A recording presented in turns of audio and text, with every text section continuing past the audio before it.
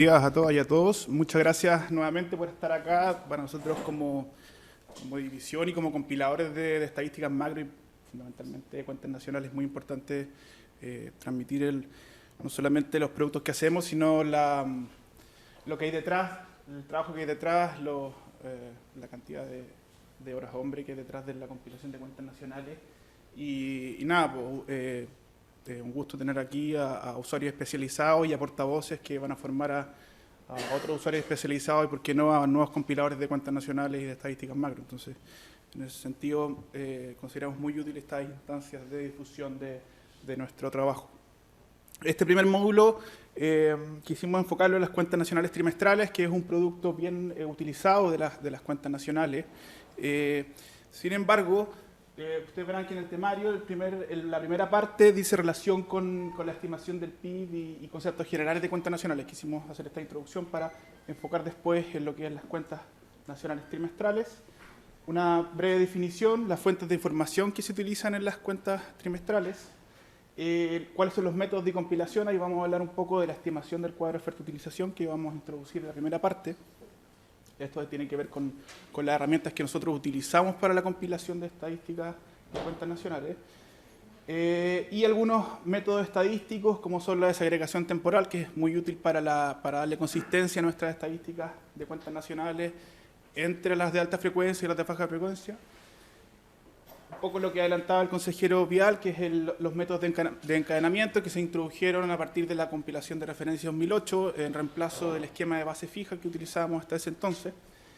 Y por último, el método estadístico que se utiliza para el ajuste estacional de las series de tiempo de alta frecuencia, muy útil para el análisis de coyuntura de esta serie. Y por último, una breve reseña acerca de la política de publicación y de revisiones de las estadísticas de cuentas nacionales trimestrales. Por supuesto, pueden interrumpir cuando quieran. La idea es que vayamos conversando, discutiendo los temas que aquí se plantean. Voy a tocar con... ¿Sí? ¿Sí? ¿La presentación la vas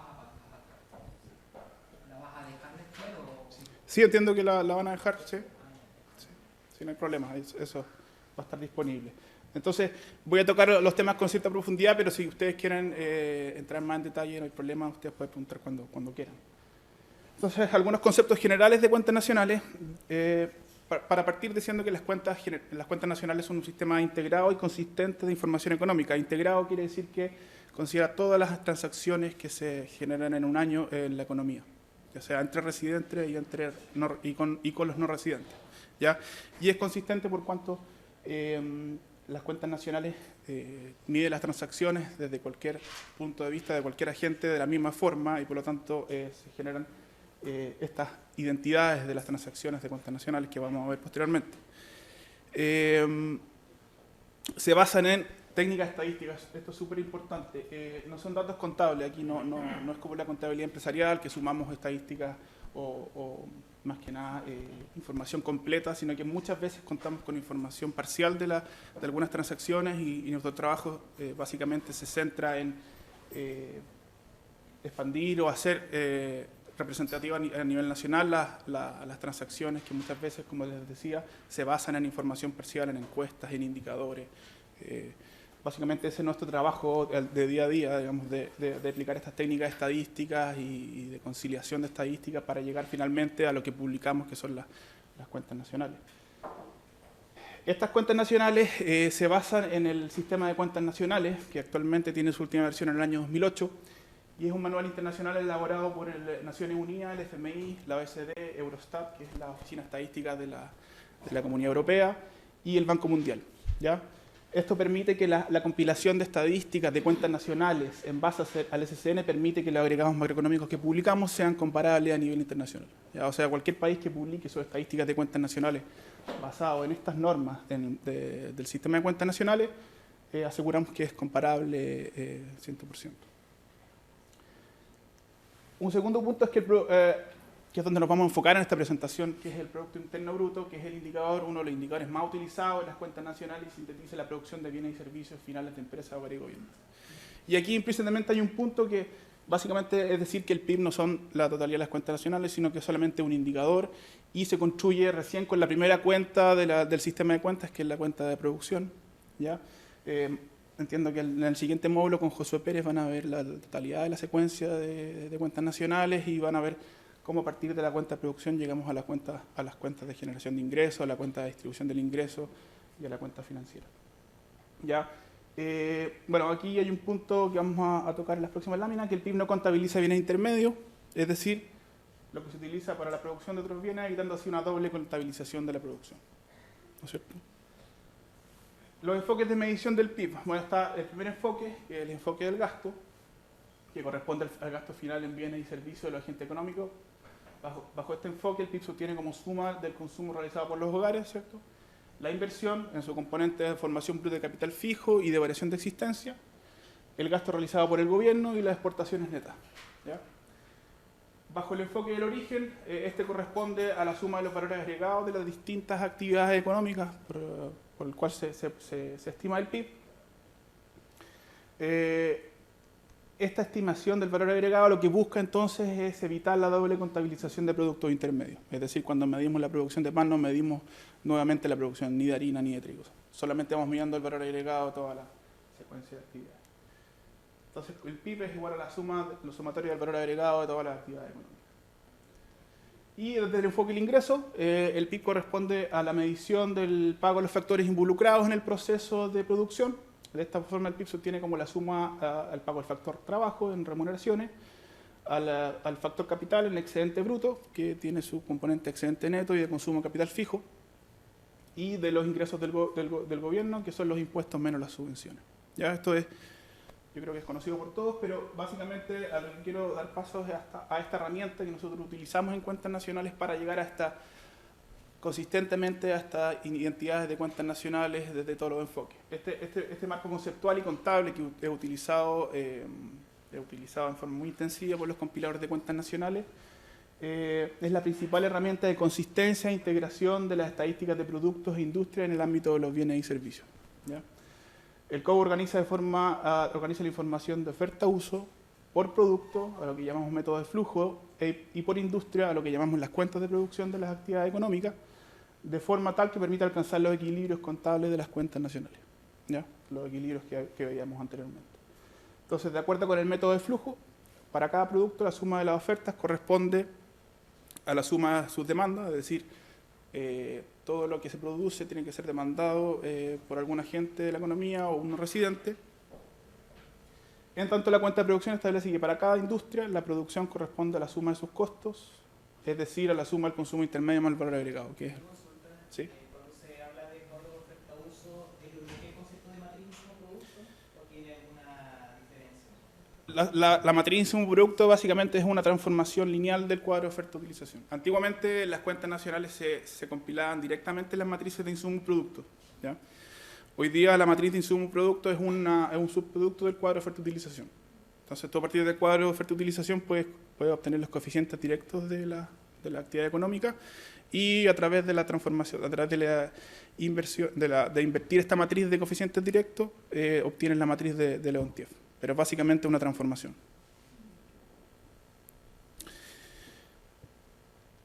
Y aquí es donde entonces derivamos el cuadro de oferta-utilización a partir de las identidades. Entonces tenemos los tres enfoques de medición del PIB. El primer enfoque es la medición del gasto, luego el origen y luego el ingreso que describimos anteriormente.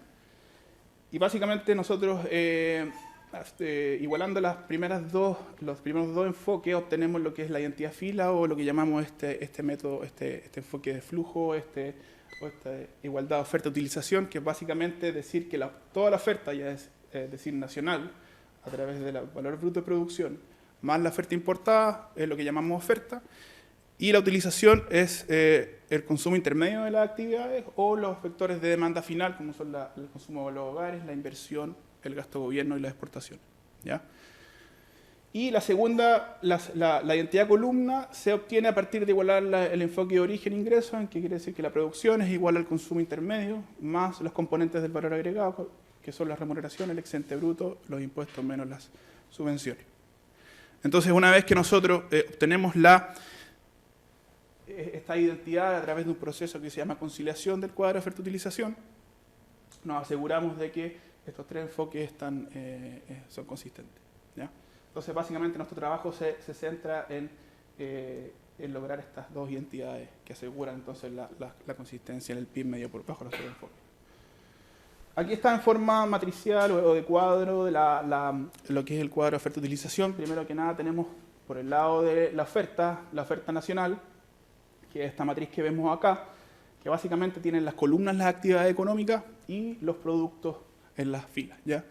Una actividad económica puede tener, bueno, su producción principal, pero a la vez puede tener producción secundaria. Es decir, por ejemplo, no sé, la actividad de industria de la carne, por ejemplo, tiene producción principalmente de carne, pero también puede tener producción de comercio en cuanto comercializa productos, ¿ya? Entonces, básicamente esta matriz es esencialmente una diagonal, pero puede tener elementos fuera de la diagonal por cuanto pueden haber producciones secundarias de las actividades, ¿ya?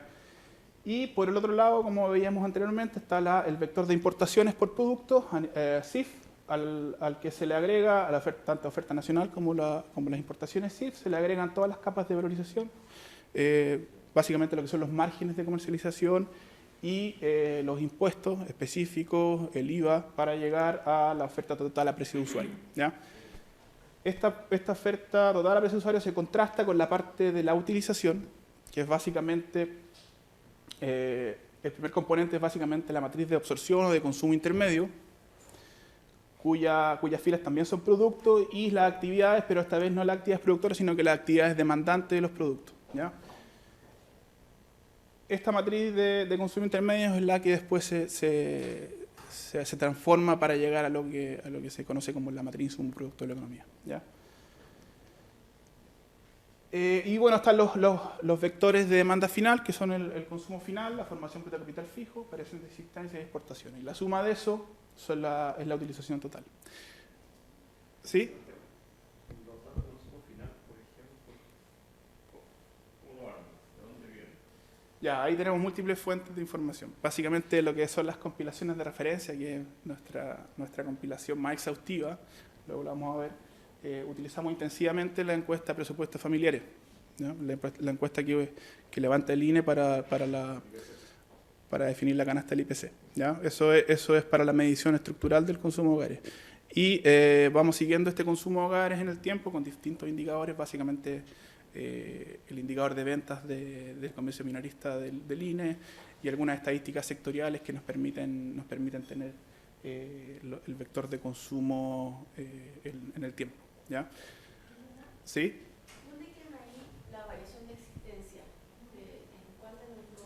La variación de existencia es un vector, es una transacción de uso, ¿ya? Es decir, lo que se produjo en la economía nacional, lo que se importó, puede estar demandado por la misma actividad en términos de consumo intermedio, por los hogares el consumo final, a partir de la formación bruta de capital fijo por parte de la actividad, o como variación de existencia si es que no se utiliza ninguna parte de la economía. La variación de existencia se sostiene por diferencia, ¿no?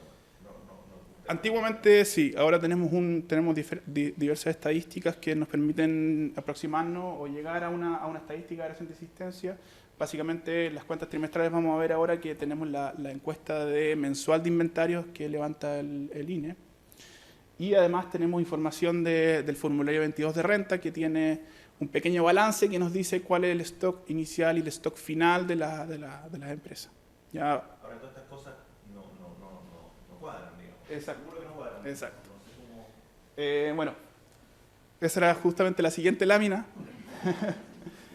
Al momento de ensamblar este cuadro de oferta-utilización, que como ya decía, se basa en básicamente estadísticas que muchas veces no son completas y muchas veces algunas son más robustas que otras.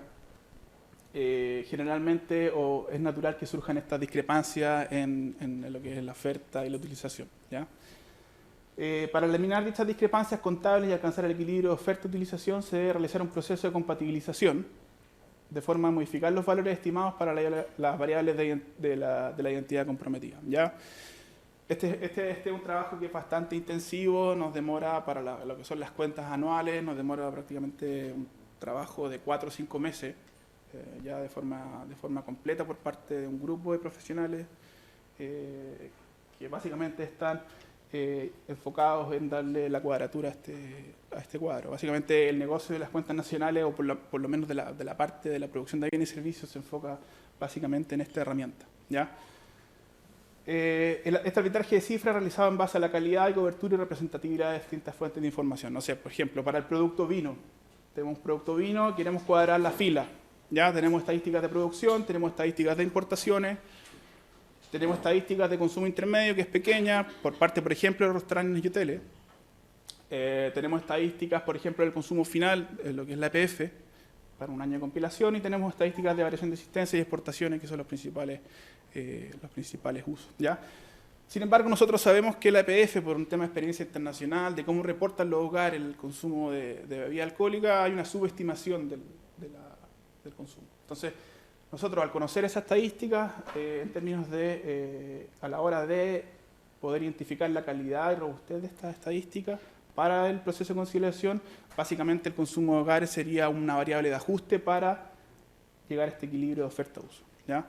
Bueno, eso es un ejemplo. Básicamente la gente que trabaja en estos cuadros de oferta y utilización tiene conocimiento de cuáles son las fuentes de información que ingresan en el cuadro y por lo tanto tienen la capacidad de arbitrar estas discrepancias y llegar a un equilibrio, llegar al equilibrio finalmente de los tres enfoques de las cuentas nacionales, del PIB en este caso. ¿Ya?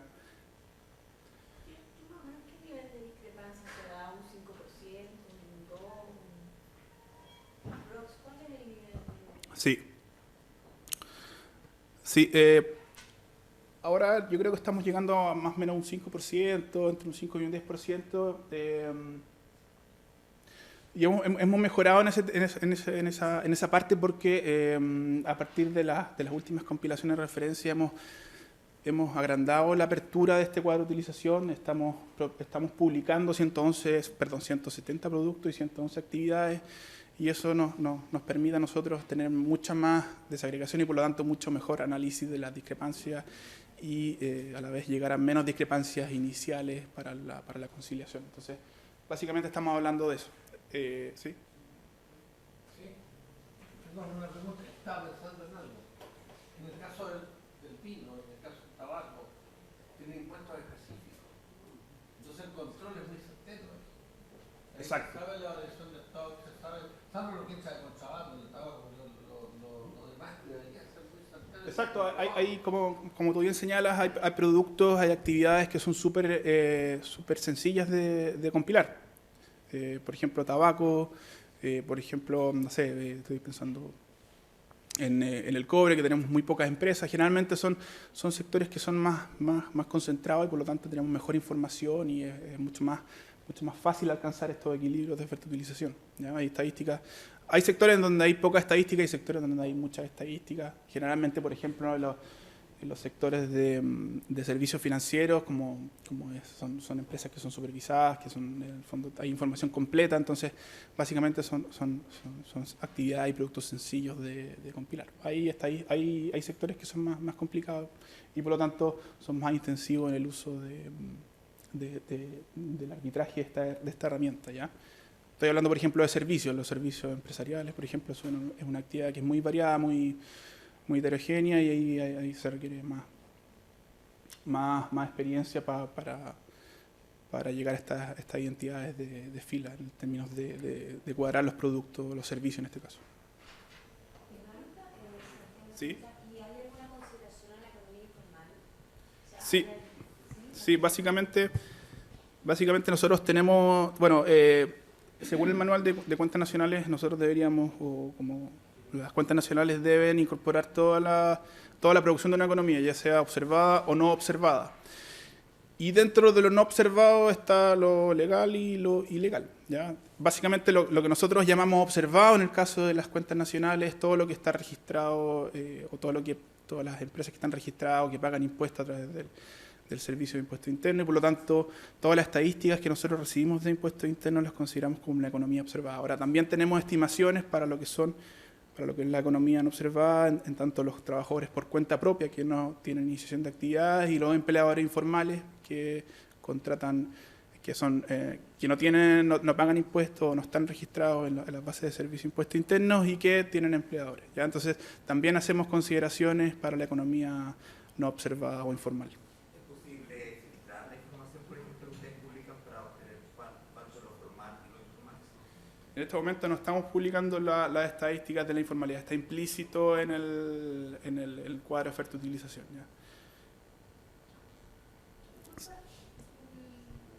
La discrepancia que ustedes encuentran se asignan a alguno de los ítems. ¿No es posible rescatar esa información? O sea, No. cuando tú encuentras un gap ahí, como tú decías, los que trabajan en esto tienen alguna idea en dónde puede estar el gap Sí. y lo completo simplemente. Sí, o sea, en el fondo como te dije, se hace una evaluación de la discrepancia y de las diferentes fuentes de información que participan en la elaboración de las variables de esa discrepancia en un producto en particular. Y eso se arbitra y se imputa la fuente de información. No publicamos, sino que publicamos solamente el resultado final, que son las identidades del PIB y este cuadro que está publicado completo en la página web del banco.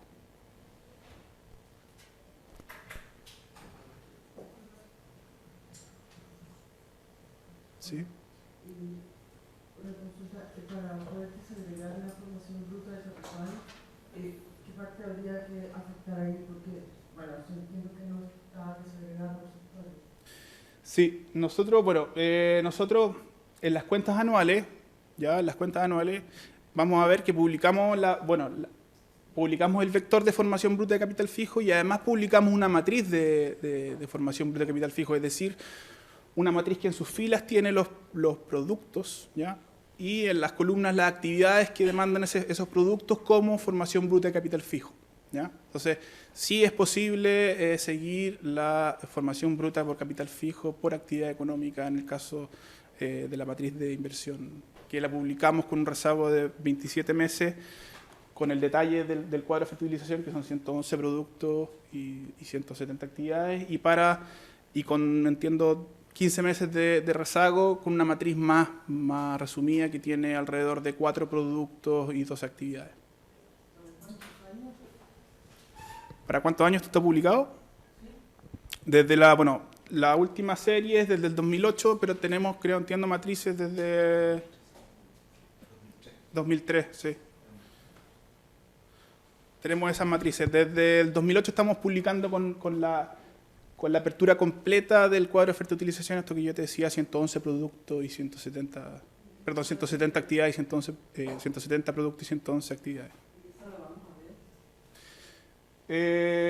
La podemos ver, está publicada en la página web del banco, como te digo, tiene esa apertura. Ahora no vamos a tocar en la presentación, pero entiendo que hay metodología asociada que está publicada. Hay una nota metodológica que está publicada en el sitio web también. Aparte de la estadística, hay una nota metodológica y cómo se elaboraban las matrices de inversión. Por si quieren.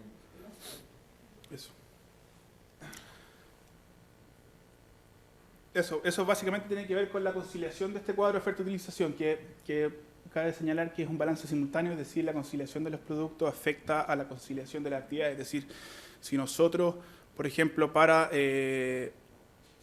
arbitrar una discrepancia, imputamos la producción de una actividad necesariamente para llegar a la... Si imputamos producción necesariamente para lograr esta identidad, tenemos que imputar algunas de estas variables. Es decir, que la producción menos el consumo intermedio sea igual al valor agregado. Entonces, básicamente, lo que hacemos es un balance simultáneo entre producto y actividad. Eso. Para resumir esta parte y básicamente para dar pie a lo que ya son las cuentas trimestrales, el esquema de compilación de cuentas nacionales está organizado en ciclos de compilación, que le llamamos nosotros, y que cada ciclo de compilación comienza con una compilación de referencia. Básicamente esta compilación de referencia lo que establece es la metodología, infraestructura, estadísticas para las compilaciones de seguimiento, ¿ya? Estas compilaciones de referencia es lo que antes se conocía como el año base, la que se utilizaba también para la base de precios que nos iba a servir para la estimación del PIB real en este caso. ¿Ya? A partir, como ya comentamos anteriormente, a partir de la serie de la CR 2008, empezamos a incorporar el tema o la metodología de índices encadenados que utiliza una base de precios móvil, ¿ya? Entonces, básicamente, lo que busca una compilación de referencia es establecer nuevas metodologías, infraestructura estadística y incorporar nuevas recomendaciones internacionales, por ejemplo, lo que vamos ahora nosotros a publicar en diciembre, el 22 de diciembre, que es nuestra nueva compilación de referencia 2013, que incorpora algunas recomendaciones del nuevo manual de cuentas nacionales, el SCN 2008, y vamos a aprovechar también de incorporar nueva infraestructura estadística en lo que tiene que ver con la clasificación de actividad de producto. ¿Ya? Eso, entre otras cosas, que se va a publicar ahora el 22 de diciembre. Las compilaciones de seguimiento se componen de estimaciones de distintas frecuencias. Básicamente lo que tenemos son cuentas anuales que son mucho más exhaustivas en términos de información. Tenemos mucha mejor información, pero por lo tanto son mucho más rezagadas porque la información está disponible con mucho más rezago. Y básicamente las cuentas trimestrales y el IMASEC son nuestras dos compilaciones de alta frecuencia, cuentas trimestrales, que es lo que básicamente tiene que ver con los conceptos ya contables de cuentas nacionales, y el indicador mensual de actividad económica, que es básicamente un indicador solamente de la evolución del PIB. ¿Ya? Las compilaciones de baja frecuencia, es decir, la compilación de referencia cada 5 años hasta ahora, y la compilación de cuentas anuales, se beneficia de información más completa, entregando la estructura para las estimaciones de mayor frecuencia, como lo son las cuentas trimestrales y el IMASEC. Bueno, habiendo introducido un poco cuál es el esquema un poco contable de las cuentas nacionales en general, vamos a enfocarnos solamente entonces en las cuentas nacionales trimestrales. Básicamente las cuentas nacionales trimestrales nacen como una estadística oportuna y de calidad que constituye una necesidad fundamental para la formación de política económica y para la toma de decisiones por parte de los agentes de la economía. ¿Ya? Como les decía, las cuentas nacionales anuales, si bien son exhaustivas en términos de incorporación de fuentes de información y de infraestructura estadística, son rezagadas y por lo tanto no nos permiten tener el pulso o medir el pulso de la economía de forma oportuna que les sirva a los hacedores de política y a los que toman las decisiones, básicamente, de cuál es el estado de la economía en un determinado momento del tiempo. ¿Ya? ¿Sí? Las cuentas nacionales entonces trimestrales son una respuesta a la necesidad de información descritas, que son en el fondo necesidades de información de coyuntura, ¿ya? Y que responden también a las entidades contables de las cuentas nacionales.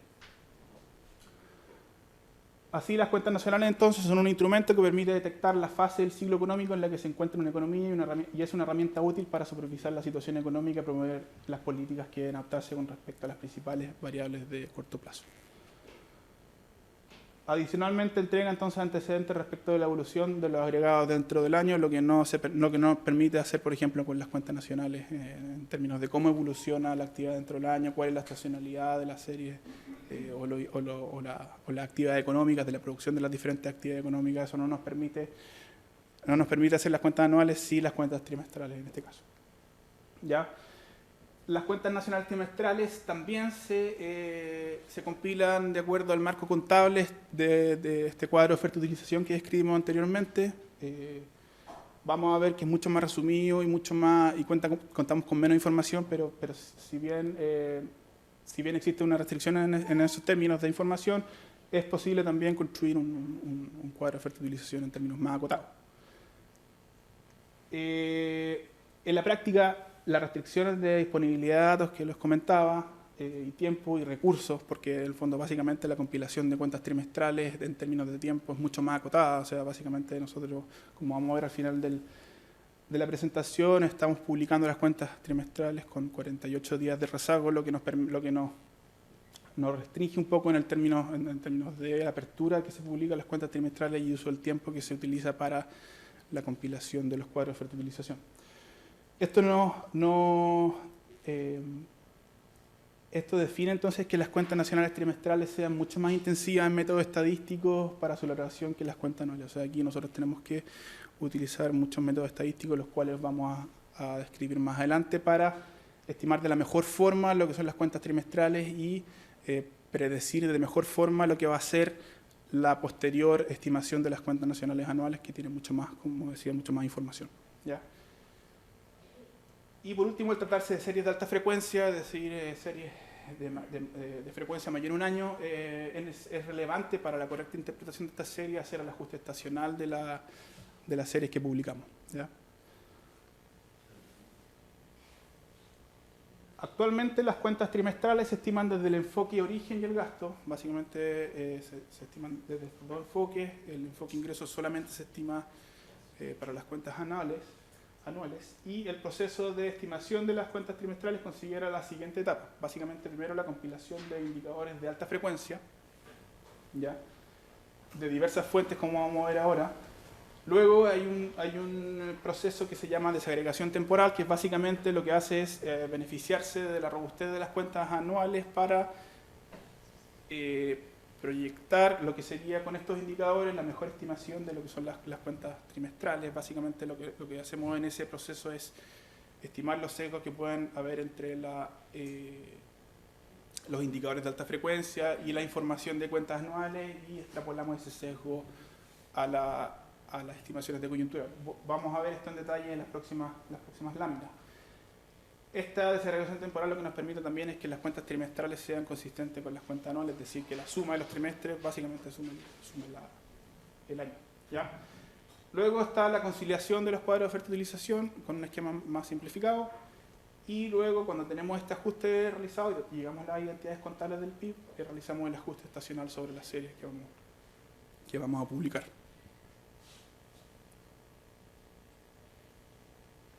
No sé si tienen alguna pregunta hasta este minuto. ¿Eso quiere decir que las cifras trimestrales que uno ve ya están desestacionalizadas? O sea, ¿son siempre desestacionalizadas? Publicamos, las cifras siempre se concilian en términos originales, ya sin ajuste estacional. Una vez que nosotros llegamos a las entidades contables del PIB, armamos las series que queremos publicar, que vamos a publicar, que son aproximadamente 26 series por el lado del origen y aproximadamente unas 15 series por el lado del gasto. Y esas básicamente las hacemos el proceso de ajuste estacional y publicamos series originales y su correlato en series ajustadas por estacionalidad, ¿ya? Pero publicamos ambas, series originales y series ajustadas por estacionalidad. ¿Cuál número debería usar?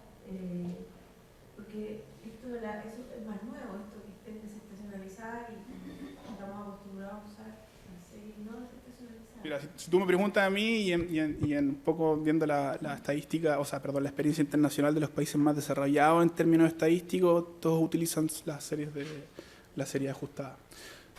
¿Sí? Y las dos series son útiles. Porque cuando tú miras la serie original, tú estás viendo efectivamente lo que se generó en el país en un periodo determinado, o sea, un trimestre, un año. La serie estacionalizada más bien te sirve para ver en qué parte del ciclo tú estás. Si estás en un proceso de aceleración, de desaceleración, estás en un valle o estás en un pico. Entonces, son complementarias desde ese punto de vista.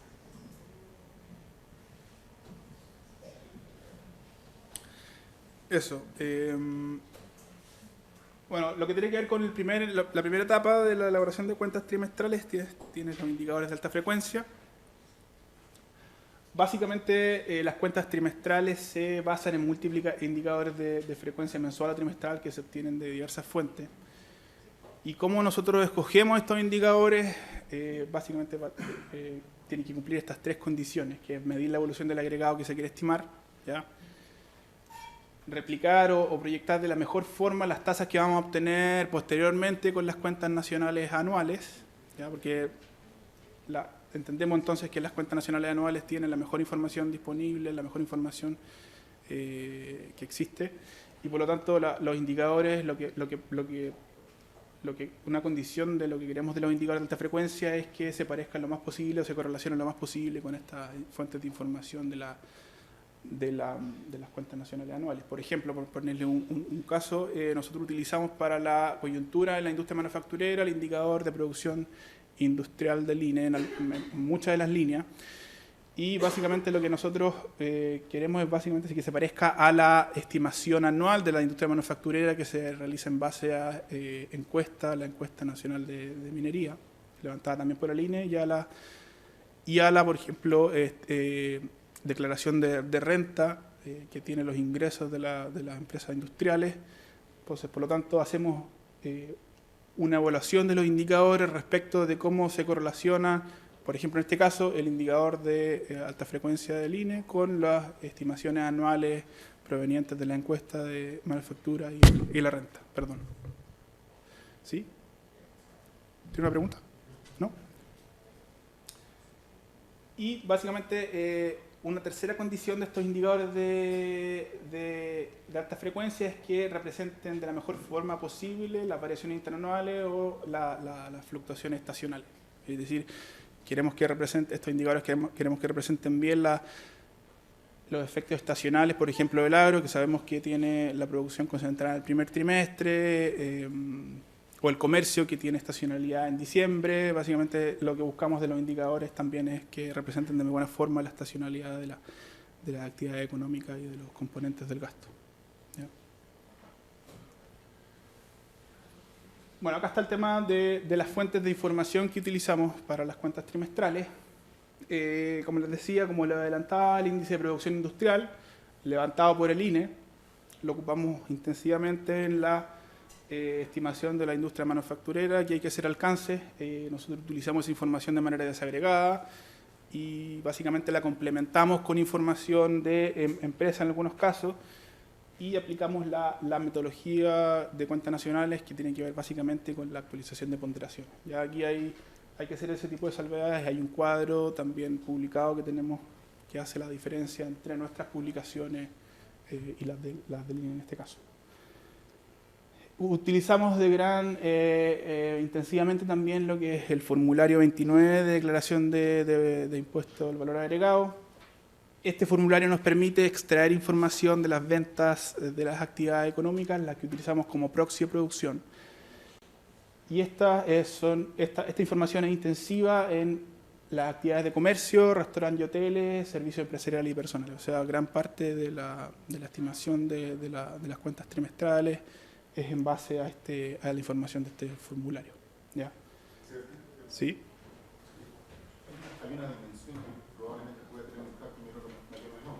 ¿Qué pasa con la actividad informal? ¿Qué impacto tiene sobre esto? Que hay indicadores duros. El formulario 29 te da claramente la actividad hecha. Pero tenemos en Chile también una cantidad importante que es informal. ¿Qué porcentaje podría potencialmente influenciar esta estadística o no la dimensión?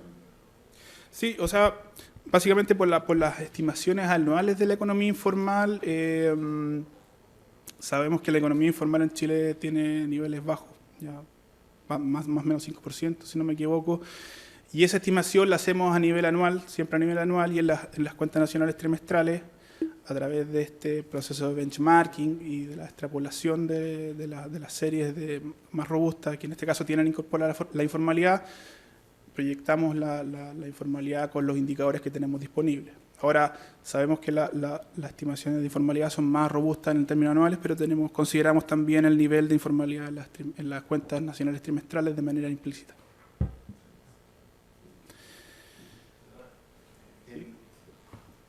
El índice de producción industrial del INE, claro, eso es básicamente manufacturero. Y ese está basado en una encuesta, no es la ENIA, no es el censo manufacturero. Sí. Entonces ustedes tienen que hacer algún tipo de estimación para llegar al sector industrial.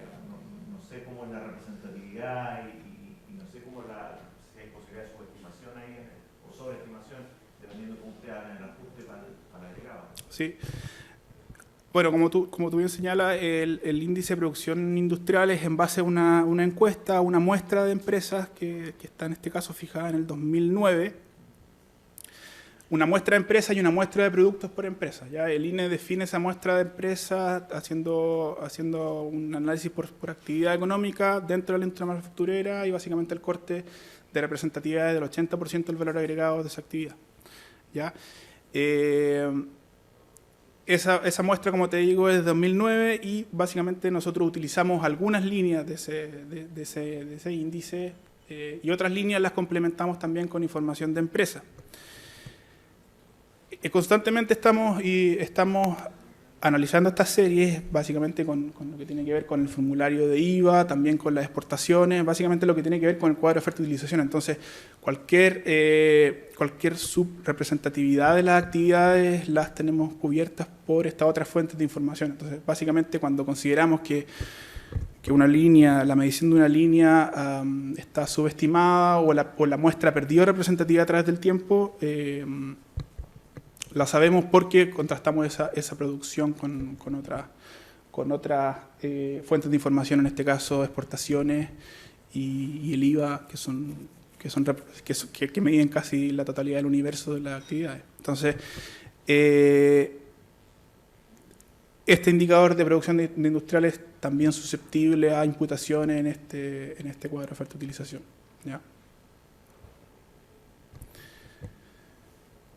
Bueno, también ocupamos estadísticas diversas provenientes del INE, de ODEPA, que es utilizado principalmente en la estimación del sector agropecuario, del SAC, que es básicamente utilizado en la información en la producción de vino, Subpesca, el Centro de Despacho Económico de Carga para la estimación de la actividad eléctrica, el Catastro de Bienes de Capital para lo que es la compilación del sector construcción y la inversión en construcción, la Subtel, la Superintendencia de Bancos e Instituciones Financieras para lo que son los servicios financieros, DIPRES, entre otros. DIPRES básicamente nos informa para lo que es la ejecución presupuestaria para la estimación del gasto de gobierno y de la administración pública.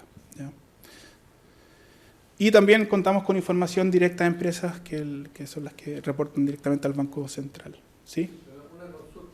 En el caso de ODEPA, se sabe que en la agricultura Sí. todos declaran por presunción. La mayoría declara por presunción, no llega a contabilidad. Entonces, y hay mucho comercio en que se venden los animales, se venden los productos, no hay boletas, no hay carteles, muy informales esa parte. Yo no sé si la ODEPA tiene estadísticas de Sí. eso o tiene interés. Sí, básicamente ahí lo que nosotros tenemos no es una estimación, voy a entrar con un poco más en detalle en lo que son las compilaciones de las cuentas nacionales. No tenemos una estimación a nivel con lo que llamamos nosotros el método de actividad, que básicamente tomamos información directamente de las empresas, sino que lo que hacemos para medir la actividad es a través de un método de flujo de productos, es decir, tenemos estimaciones de la producción a través de estadísticas de producción y de precio, de cuál es la producción de la actividad agropecuaria en este caso. Entonces, a través de la totalidad de la producción, estimamos lo que es el valor bruto de producción de la actividad agropecuaria y con estructuras de costo que estimamos todas las compilaciones de referencia, obtenemos lo que es el valor agregado. Eso para las cuentas nacionales anuales. Y para las cuentas nacionales trimestrales también tenemos el mismo método, seguimos la producción de la actividad agropecuaria no a través de la información directamente a empresas, que sabemos que lo que tú mencionas, hay subdeclaración, hay renta presunta, entonces lo que hacemos básicamente es medir la producción de esta actividad a través del método de flujo de productos o de lo que llamamos P por Q, es decir, valoramos las cantidades por los precios disponibles. Y esa información de cantidades de productos agropecuarios y la información de precios es obtenida a través de la información de ODEPA. ¿Sí? En el tema de las estadísticas de gobierno, al utilizarse el IPRES, al final es gobierno central lo que se considera gobierno, se está manejando fuera. ¿Las municipalidades que harían como consumo privado? No, las municipalidades también se consideran dentro del gobierno central. O sea, estimamos el gobierno central y considerando las municipalidades en este caso. No hay estadísticas en IPRES. Sí, eso es de Contraloría. Eso es de Contraloría. Me faltó poner en ese bullet la información de Contraloría, que tiene información de la ejecución presupuestaria de las municipalidades también. ¿Ya? Bueno, aparte de la administración pública, el gasto de gobierno también nos permite tener información del resto de las actividades públicas, como son la educación pública y la salud pública, que son básicamente las actividades que conforman el gasto de gobierno, con la administración pública también.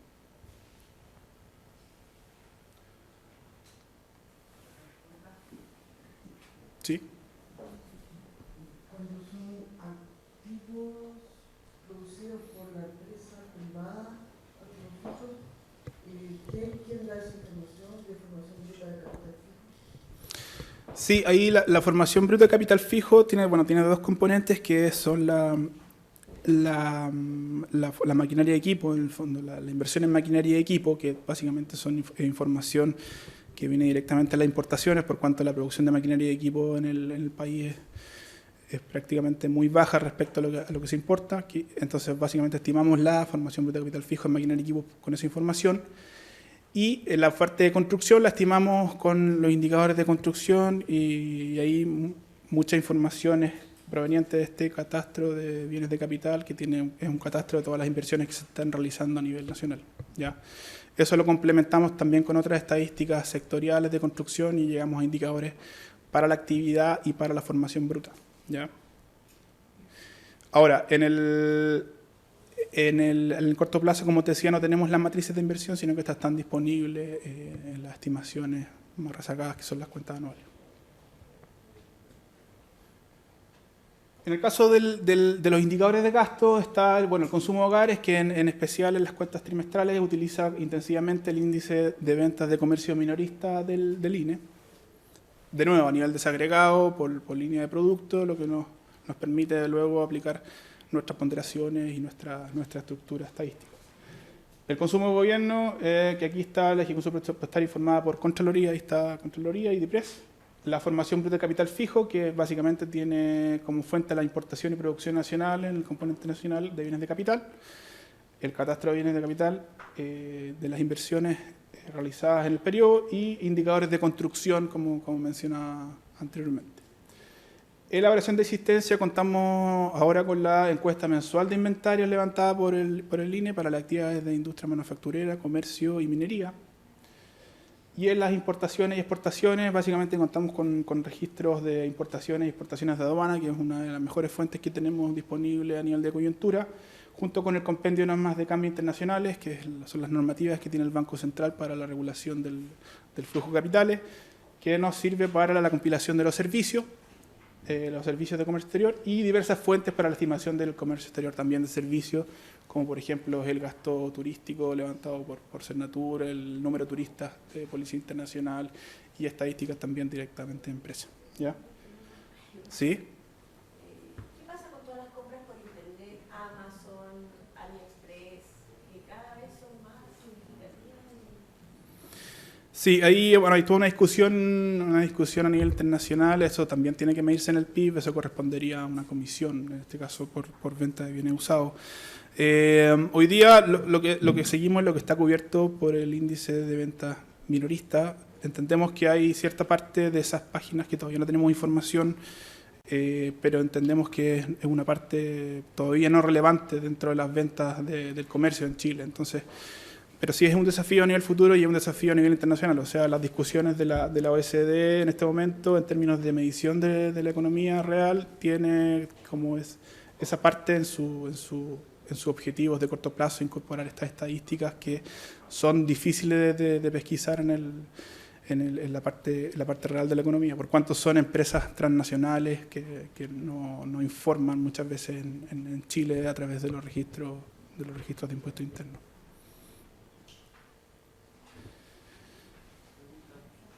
¿Sí? La pregunta que tengo es, ¿por qué hay tanta diferencia entre las ventas del comercio que publica el INE mensualmente, minorista, y el consumo de hogares en bienes, no servicios, bienes? Sí, sí, varias fuentes de discrepancia. Bueno, el índice de ventas de comercio minorista, como te explicaba, lo ocupamos de forma desagregada, por lo tanto, al agregar el consumo de bienes, primero hay un efecto de ponderaciones. Ese índice agregado tiene ponderaciones fijas, nosotros tenemos ponderaciones móviles, que es consistente con nuestras estimaciones de índice encadenado. Eso como primer punto. Segundo punto, hay la cobertura del índice de ventas de comercio minorista no cubre la totalidad de los bienes. Hay bienes que son transados en otros establecimientos que no son encuestados por el INE. Estoy pensando, por ejemplo, en todos los bienes que son transados en ferias, que lo obtenemos a través de información de ODEPA. Bueno, y ahí también hay, como te decía anteriormente, discrepancias con respecto a otras fuentes de información que contamos y que en algunas veces tenemos que imputar esta fuente de información, como el ISM, que tiene una muestra fija de empresa, ¿ya? Bueno, básicamente esas son las principales fuentes de discrepancia. Como te decía, este cuadro de oferta-utilización también nos permite discrepar o visualizar esas discrepancias entre ISM y las otras estadísticas que contamos mensualmente o trimestralmente. ¿ya? Entonces, básicamente esas son las fuentes de discrepancia que podríamos encontrar entre IBCM y consumo de hogares en bienes. Pasamos a la segunda etapa, que es la de segregación temporal. Una vez que contamos con todos estos indicadores de coyuntura, básicamente, dado, como les decía anteriormente, que existe un trade-off entre oportunidad y precisión de las estimaciones, es decir, contamos con mayor información en cuentas anuales, más robusta y menor información en la coyuntura, es necesario hacer un ajuste a las variables o a los indicadores de coyuntura para que sean consistentes con las cuentas nacionales anuales que, como les decía, son mucho más robustas en términos de información. Entonces, debido a la menor cantidad de información entonces disponible, en la CNT, con respecto a las estimaciones anuales, es deseable armonizar ambas estadísticas, ¿ya? Para que sean básicamente consistentes temporalmente y no les generen confusión a los usuarios al revisar una serie de cuentas trimestrales o una serie de cuentas anuales. Básicamente son consistentes en términos temporales y vamos a ver cómo lo hacemos consistente en ese ámbito, ¿ya? Básicamente lo que se hace es respetar los niveles anuales y utilizar la información intraanual de estos indicadores de coyuntura para entregar lo que es los movimientos de corto plazo. Entonces, combinamos la robustez de las cuentas anuales con la evolución de los indicadores de corto plazo, lo que nos permite tener estadísticas robustas, más robustas en la coyuntura, que se revisen menos cuando se compilan las cuentas nacionales anuales, ¿ya? Entonces, para resguardar esta consistencia, lo que hacemos es utilizar el método de benchmarking, el cual asegura que la suma de los trimestres corresponde a la estimación anual, preservando los movimientos de corto plazo, los indicadores que utilizamos, como les decía. En el caso en que no se disponga una restricción anual, como en la coyuntura, el método permite inferir la coyuntura tomando en consideración el sesgo entre el indicador y la referencia anual, ¿ya? En términos gráficos, este es el resultado de un proceso de benchmarking. Por ejemplo, tenemos el indicador, que es la línea azul, no se distingue muy claramente en este gráfico, pero la línea azul es la que hay por encima. Este es nuestro indicador de alta frecuencia, ¿ya? Que tiene una estacionalidad, en este caso marcada en el segundo. Tenemos por otro lado las referencias anuales, que estas son nuestras cuentas anuales. Y este es el indicador anualizado, básicamente la suma anual del indicador. Entonces, como ven, hay una discrepancia en términos histórica de lo que es la estimación de las cuentas nacionales anuales y la suma del indicador de alta frecuencia, ¿ya? Lo que hace el método, en el fondo, es básicamente preservar este movimiento intraanual, en el fondo la estacionalidad que tiene propiamente el indicador, y ajustarlo al nivel de la cuenta anual, en este caso este nivel anual, dándole el movimiento de corto plazo. Entonces, básicamente tenemos una serie que se parece mucho en estacionalidad al indicador, pero que se ajusta a esta línea rosada o roja, en este caso, de las cuentas anuales. Y en el caso en donde no existe referencia anual, que es básicamente el trabajo en coyuntura, lo que hace el método es extrapolar este sesgo histórico que vemos acá a la estimación de coyuntura. Es decir, si la cuenta anual tiene un sesgo permanentemente negativo respecto al indicador, lo que hacemos es extrapolar ese sesgo negativo a la coyuntura, ¿ya? Esto lo que nos permite es básicamente tener menos revisiones en la coyuntura por cuanto incorporamos información histórica respecto de cómo va a ser la evolución de la cuenta anual en la coyuntura, y por lo tanto eso nos permite tener menos revisiones cuando publicamos nuevas versiones de las cuentas anuales y las cuentas trimestrales. Eso, no sé si tienen alguna duda hasta este punto.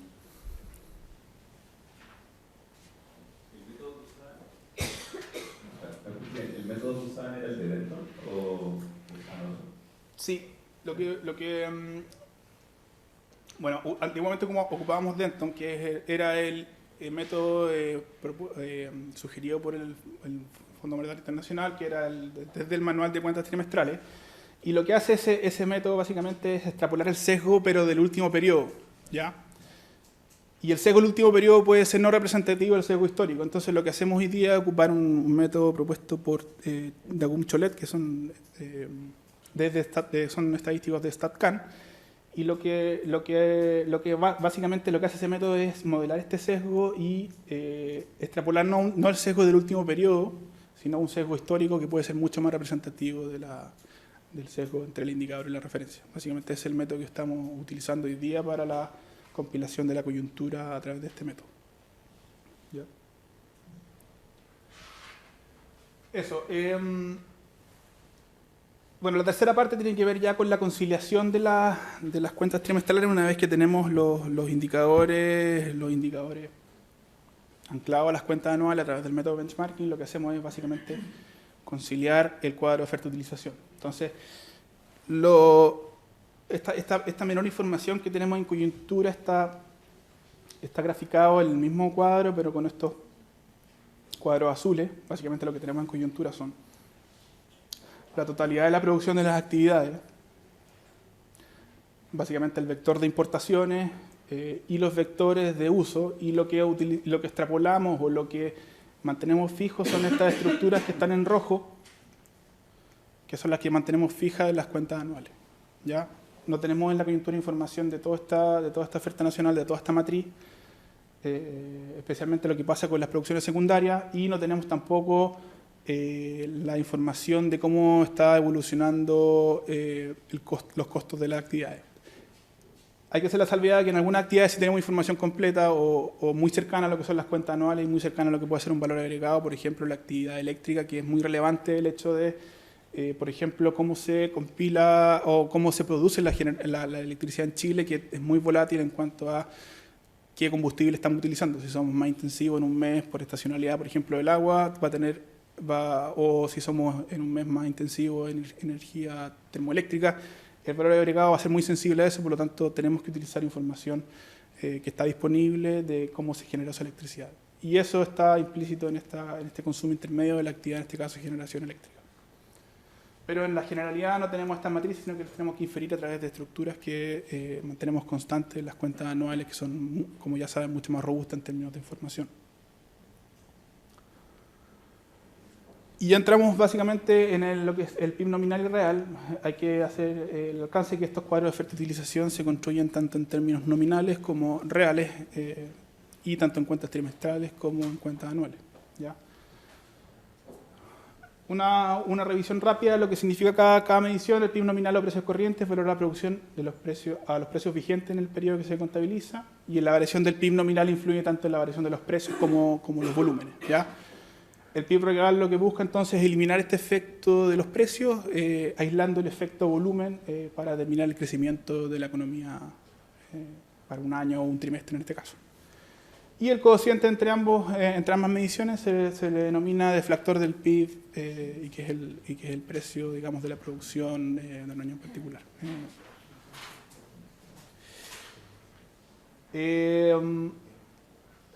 Como mencionábamos anteriormente, las compilaciones de referencia, o las cuentas trimestrales previas a la compilación de referencia 2008 utilizaban una base fija de precios para estimar lo que es el PIB real. ¿Ya?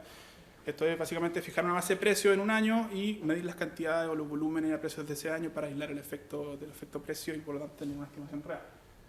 Sin embargo, a medida que las estimaciones de PIB real se alejan del año base, la estructura de precios fijas va perdiendo vigencia debido al cambio relativo en los precios que va sufriendo la producción en la economía. ¿Ya?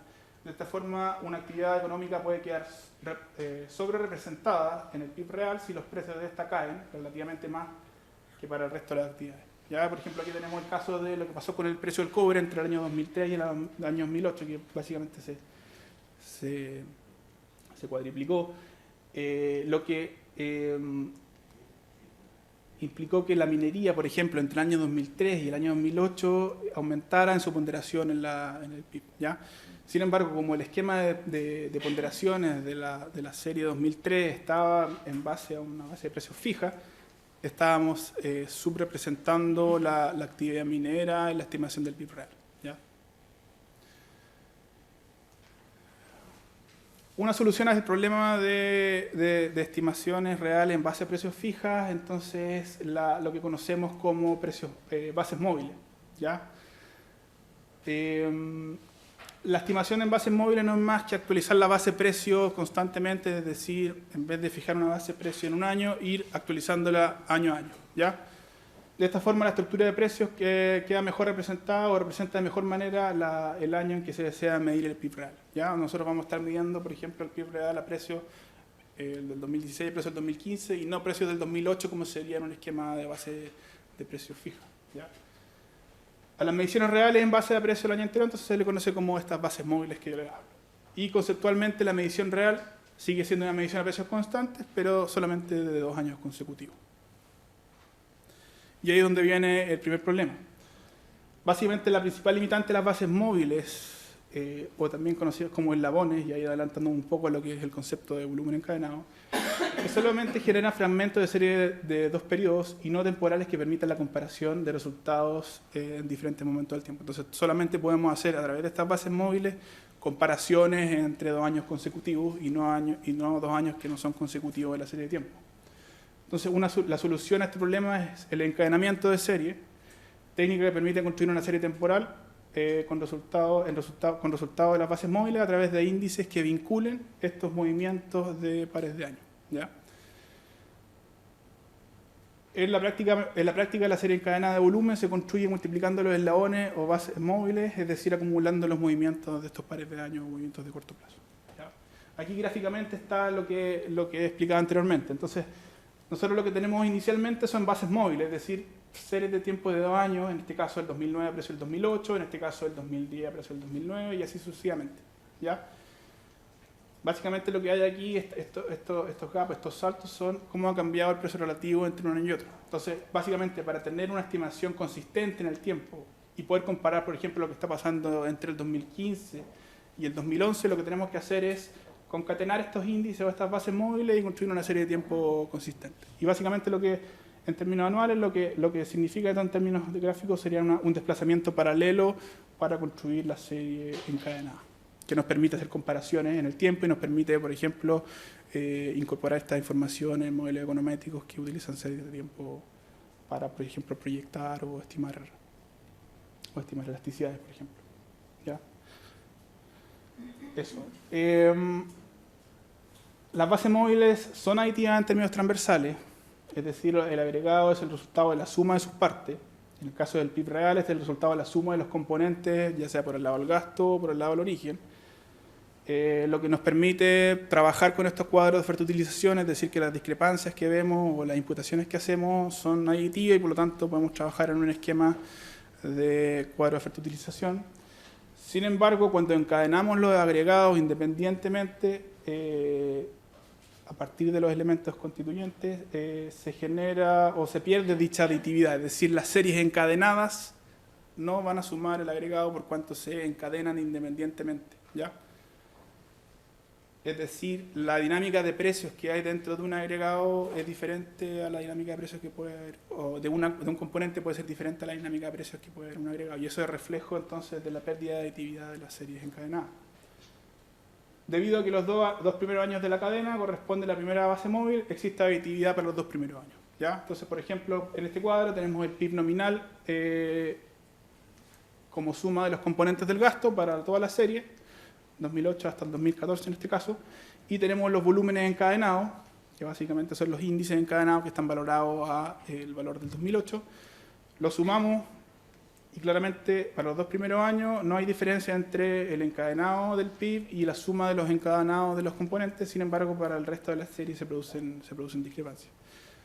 Son discrepancias menores, pero no suman el PIB. Esto en términos comunicacionales, en una primera instancia, genera algunas confusiones, pero la verdad es que cuando la gente o los usuarios entienden cuál es la razón de estas discrepancias, en el fondo existe un comprendimiento por parte de los usuarios de nuestras estadísticas de por qué se producen estas discrepancias y entienden que una serie de encadenada tiene mucha más ventaja en términos de calidad que una serie en base fija. ¿Sí?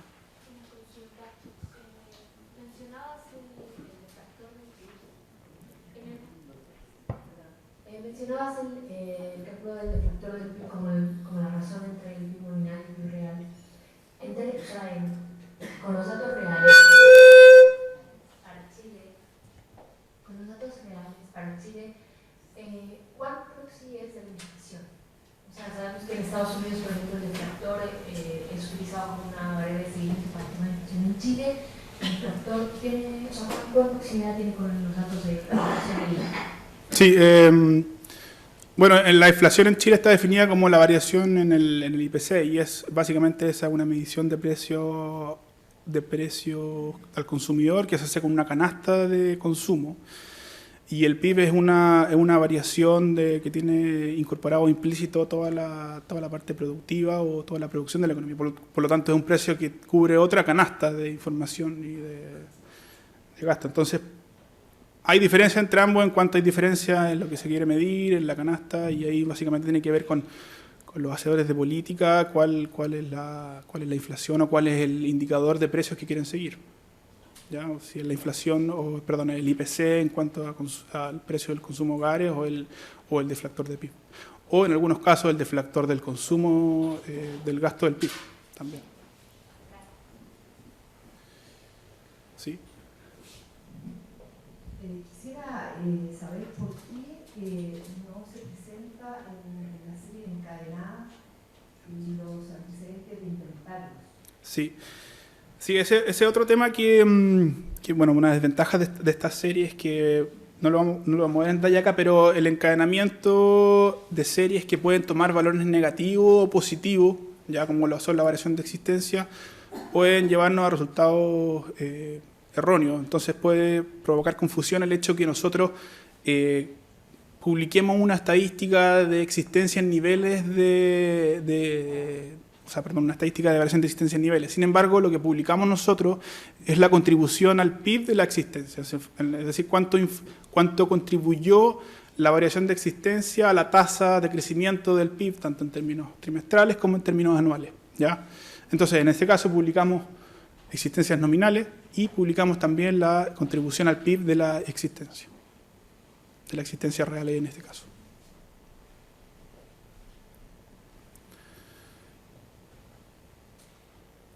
Bueno, un ejemplo súper básico, pero para que en el fondo les quede la intuición de cómo es el tema de los índices encadenados. Tenemos básicamente dos productos, el precio y cantidades para ambos productos en el año 2008. Tenemos el valor nominal del producto A, que es en el fondo básicamente la cantidad y el precio de ese mismo año. Tenemos está el nominal, que es básicamente la suma de esas dos multiplicaciones del precio y cantidad de ese año.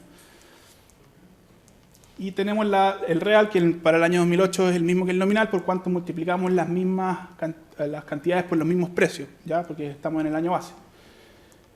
Entonces, básicamente lo que tenemos es para todos los años, la estimación nominal es el precio por la cantidad del mismo año y el real es la cantidad por el precio del año base, que en este caso es 2008. ¿Ya? Entonces tenemos el nominal para el agregado y tenemos el real para el agregado como suma de los componentes. En base móvil lo que tenemos básicamente para los dos primeros años es lo mismo, por cuanto para un esquema de base fija o un esquema de base móvil, los precios del 2008 constituyen el nivel real para el año 2009. Sin embargo, para los años siguientes, como el 2010, el nivel real de los dos productos y por lo tanto del agregado va a ser las cantidades del año 2010, en este caso para ambos productos, multiplicado por los precios del 2009 y ya no por los precios del 2008 como lo hacíamos en un esquema de base fija. ¿Ya? Eso básicamente es lo que nos lleva a que los valores de la base móvil y de la base fija sean distintos, como veíamos anteriormente, para un esquema de base móvil o un esquema de base fija. Si nos quedamos con la base móvil, básicamente lo que hacemos es tomar el agregado, tenemos los niveles nominales del agregado, tenemos los niveles reales, los 2009 a precio del 2008, 2010 a precio del 2009 y 2011 a precio del 2010. Y nuestros eslabones, que luego vamos a encadenar, básicamente son el índice que se produce al dividir el nivel nominal por el nivel real de un año en base a precios del año anterior por el nivel nominal del año anterior. ¿Ya? Esos son nuestros eslabones. Entonces nosotros podemos decir, por ejemplo, a través de estos eslabones, que el PIB entre el año, o el agregado en este caso, entre el año 2009 y 2008 creció un 3,6%, entre el 2010 y el 2009 un 4,2% y entre el 2011 un 3%. Sin embargo, con este conjunto de índices no podemos saber, por ejemplo, cuánto creció el PIB entre un año 2011 y 2009 en términos directos. Entonces lo que hacemos básicamente es concatenar esos eslabones o multiplicarlos, construir una serie consistente y lo que tenemos es básicamente cuánto creció el PIB entre un año y otro, básicamente sacando la tasa de variación en el índice, Y podemos también comparar años no consecutivos, como lo son, por ejemplo, el año 2011, que con respecto al 2008, en este caso creció un 11,1%. ¿Ya? Esta básicamente corresponde a la serie de tiempo consistente en base a la serie encadenada. Si valoramos esta cadena o estos índices por el nivel nominal del 2008, vamos a encontrarnos con que las tasas de variación para el primer año son iguales por cuanto a la base de precios del 2009. Sin embargo, para los años consecutivos, para el año siguiente, en este caso, el 2010 y el 2011, las tasas varían. ¿Ya? Y básicamente aquí está graficado el nivel de la serie encadenada. Para los dos primeros años es el mismo y los 2 años siguientes hay discrepancias que se hacen más evidentes en el caso de las tasas de variación de esos índices, que en el 2009 es el mismo, sin embargo el 2010 y el 2011 discrepan, y básicamente discrepan porque tienen diferentes ponderaciones para los diferentes productos. ¿Ya? En el caso del producto A, en la base móvil ha perdido ponderación, y en la base fija ha perdido también ponderación.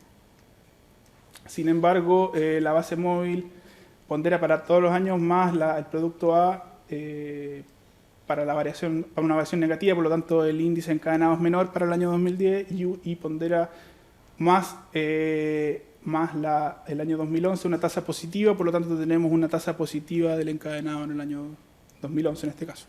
¿Ya? Entonces básicamente es un tema de pesos, de relativos, de ponderaciones con los que ponderan los agregados los componentes de un agregado.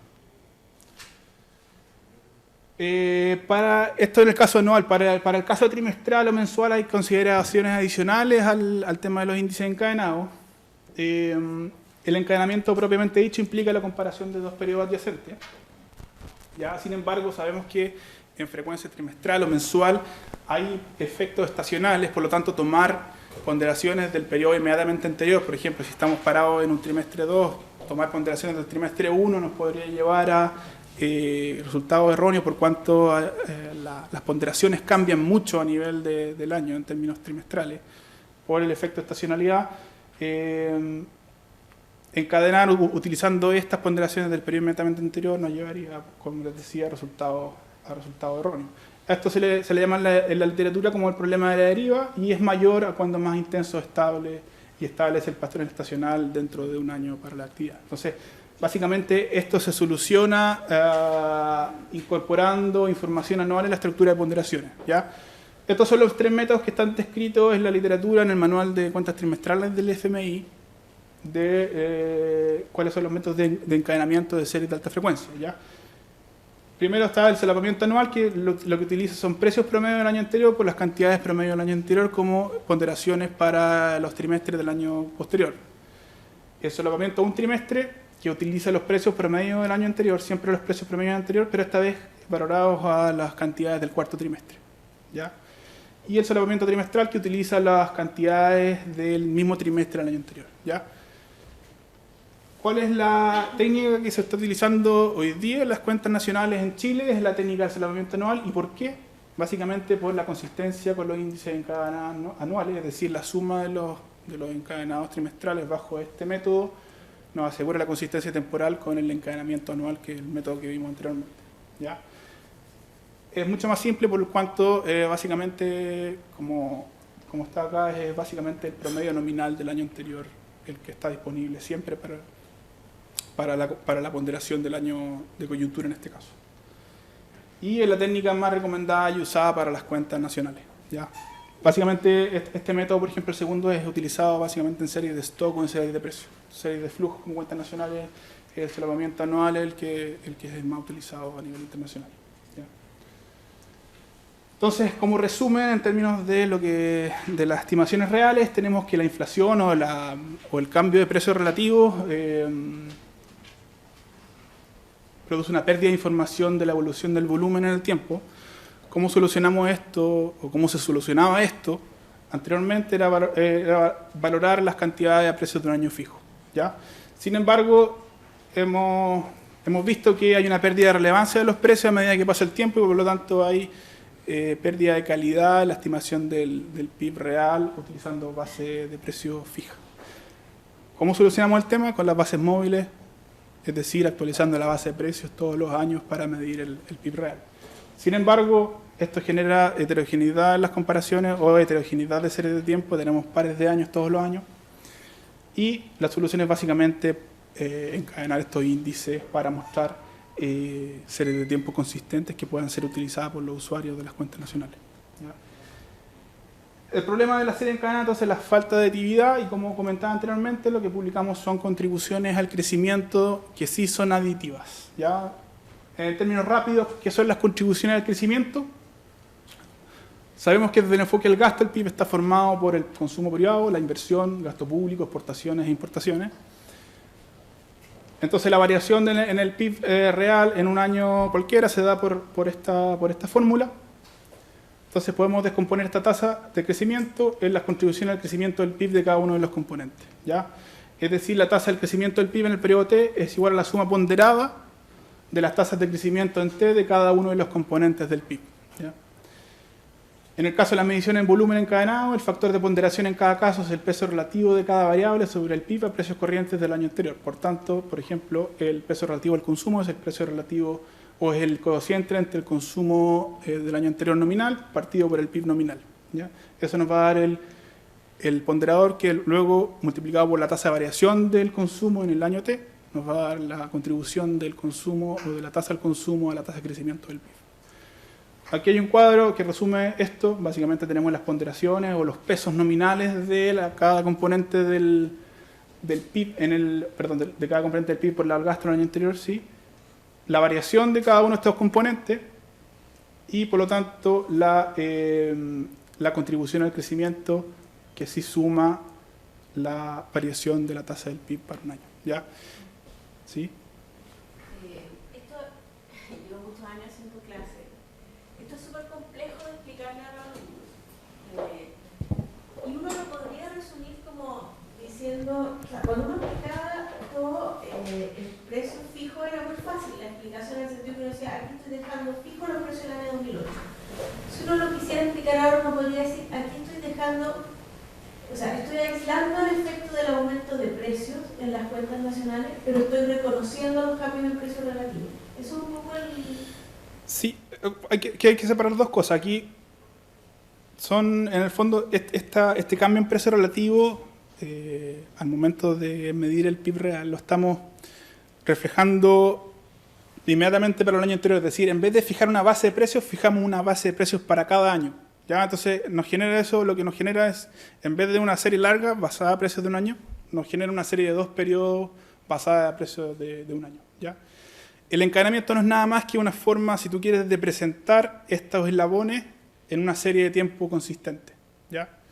Pero aquí el concepto importante es la base móvil. En el fondo, de que en vez de valorar a precios de un año, estamos valorando a precios de un año móvil, y lo único que hacemos posteriormente es encadenar esta serie. Es lo mismo. La diferencia es que estamos haciendo el SPER todos los años. Estamos haciendo el SPER del 2008 por respecto al 2007, el SPER del 2015 por respecto al 2014. Por tanto, los precios relativos son del año anterior. Sigue siendo un índice en la SPER tal como lo mostró, si bien no lo dijo Sebastián, pero un SPER promedio al anterior. Sí. Entonces, lo mismo, como son ponderaciones que van cambiando en el tiempo, no son comparables. Y por eso es que el entrenamiento. Pero es la misma lógica. En vez de ser un SPER base a ese del año 2008, ese SPER se va actualizando todos los años. Y solamente tenemos comparabilidad entre los dos años que están juntos. ¿Sí? ¿Ustedes tienen cuál es la historia de esta nueva base móvil hasta el 2008? Sí, Y la otra pregunta es, ¿se han hecho de alguna manera un pequeño estudio que muestre cuáles son las discrepancias con el método anterior? O sea, ¿de cuánto estamos hablando en términos de discrepancia? Sí, tu primera pregunta, bueno, nosotros partimos publicando índices encadenados a partir de la CR 2008, que fue publicada en 2012. ¿Ya? Sin embargo, nosotros inmediatamente con la publicación, al mismo tiempo de la publicación de la CR 2008, junto con las series hacia adelante, publicamos un empalme hacia atrás, hasta el año 86 en este caso. Y ese empalme lo que hacía, entre otras cosas, era incorporar esta nueva metodología. Por lo tanto, tenemos estimaciones consistentes, encadenadas desde el año 86, en este caso de las cuentas trimestrales, hasta el año en curso. ¿Ya? Sí, del 86. Eso está publicado en la página web del banco. Entonces, si bien incorporamos a partir del año 2008, o con la compilación de referencia 2008, inmediatamente publicamos series históricas con la misma metodología. Respecto a tu otra pregunta, en teoría, un índice de la PER en base fija, lo que tendería a hacer es sobreestimar o sobreestimar en este caso las tasas de crecimiento, por lo tanto, porque si suponemos, en el caso del PIB no es tan evidente, en el caso, por ejemplo, de un índice de precios de consumidores es más evidente que si las cantidades y los precios se mueven de forma inversa, las PER en base fija lo que tendería a sobreestimar la tasa por cuánto, cantidades que, perdón, en este caso el índice de precios que aumentan, deberían estar ponderados por cantidades o valores menores por cuanto las cantidades se supone que han disminuido. ¿Ya? Entonces, las PER en base fija tiende a sobreestimar la tasa de crecimiento. ¿Ya? Ahora, esta incorporación del índice encadenado no se hizo solamente, o sea, se aprovechó el año 2008, como veíamos anteriormente, se aprovechó de incorporar otro tipo de innovaciones que tienen que ver con experiencia internacional, con el nuevo manual, o en este caso con nuevas recomendaciones internacionales del manual, con sesgos que o errores de medición del seguimiento, o cambios en nuestro directorio. Entonces, básicamente, ese efecto se pierde un poco en el tiempo. ¿Ya? Y también hay un tema que es evidente, que en el caso de la economía chilena el cobre tiene una importancia alta. Entonces, este efecto del cobre en que aumentó su ponderación no se vio reflejado en disminuciones de cantidades, sino que, como estamos hablando generalmente de aquí de producción, o sea, en el fondo puede haber una mezcla entre teoría del consumidor, teoría del productor, y los precios se pueden mover no inversamente, sino que en todas direcciones. Entonces, queda más evidente que en el caso, por ejemplo, del índice de consumidor, el índice de precios de las PER tiende a sobreestimar las tasas de crecimiento. Eso en teoría. Por último, bueno, una vez que tenemos conciliado este cuadro de oferta-utilización, está el ajuste estacional de nuestras series de origen y gasto. Entonces, el objetivo de analizar la serie de estadísticas se centra en estudiar los movimientos de largo plazo, la ocurrencia de fenómenos particulares, ya sea de la serie o del impacto de un fenómeno exógeno a ella. ¿Ya? Este análisis, sin embargo, no es directo cuando se trabaja con series originales, ya que muchas de estas se ven afectadas por fenómenos propios o sistemáticos relacionados a la época del año, por ejemplo, los que dificultan la observación de los movimientos subyacentes. Entonces, series originales, como vamos a ver, pueden tener efectos estacionales que nos llevan a interpretaciones erróneas si queremos, por ejemplo, medir los efectos o las tasas marginales de la serie. Es decir, por ejemplo, comparar un segundo trimestre con un primer trimestre para una serie cuando tiene estacionalidad en el primero, por ejemplo. Entonces, para realizar un mejor análisis del ciclo económico en el que se encuentra la economía, las series publicadas de las cuentas nacionales trimestrales se ajustan por estacionalidad. ¿Ya? Para una revisión súper rápida de los componentes de una serie de tiempo, básicamente tenemos 5 componentes. El primero de ellos es la tendencia, que captura los movimientos de largo plazo que provienen de fenómenos de crecimiento asociados a la actividad económica.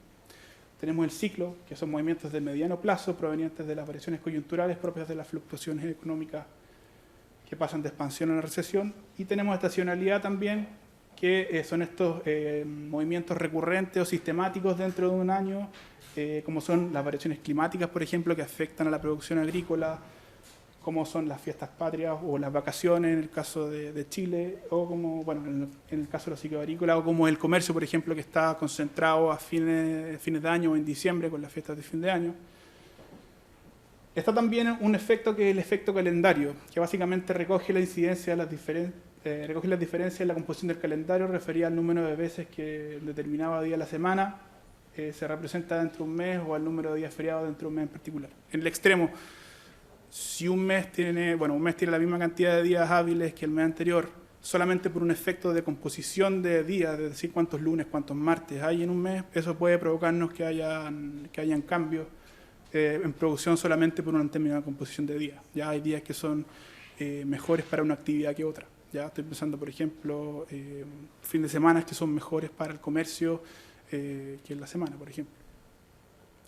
Y está el componente regular, entonces, que comprende todas las fluctuaciones residuales y erráticas de la serie o los shocks, y que no son atribuibles a otros componentes estimados.